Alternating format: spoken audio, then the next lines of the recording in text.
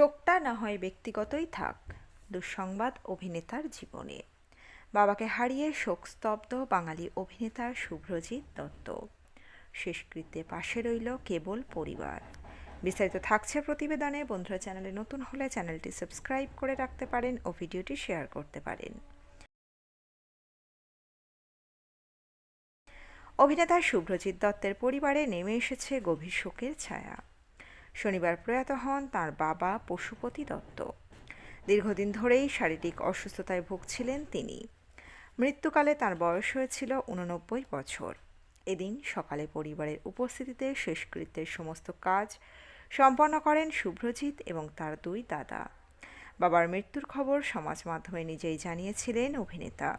তবে ব্যক্তিগত বিষয় নিয়ে প্রকাশ্যে খুব বেশি কথা বলতে চান না বলেই জানান তিনি।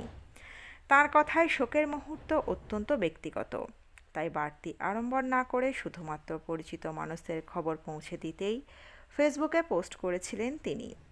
অভিনেতা জানান, 2019 সাল থেকেই তার বাবা শয্যাশায়ী ছিলেন। বাবার নিউমোনিয়ায় আক্রান্ত হওয়ায় একাধিকবার হাসপাতালে ভর্তি করাতে হয়েছিল তাঁকে। শুভ্রজিতের ব্যস্ত পেশার কারণে সবসময় পাশে থাকা সম্ভব না হলেও তার দাদা ও বৌদিরা বাবার দেখভালে কোনো খামতি রাখেননি বলেও উল্লেখ করেন অভিনেতা।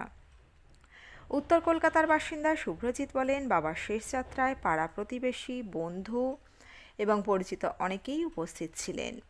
পরিবারের জন্য এটি খুব কঠিন সময় বলেই জানিয়েছেন তিনি। বিশেষ করে তার মা এই ঘটনায় ভেঙে পড়েছেন, তাই এই মুহূর্তে পরিবারের সঙ্গেই সময় কাটাতে চান অভিনেতা শুভ্রজিৎ দত্ত। শুভ্রজিতের পোস্ট সামনে আসার পর থেকেই অনুরাগী এবং সহকর্মীরা সমবেদনা জানাতে শুরু করেন।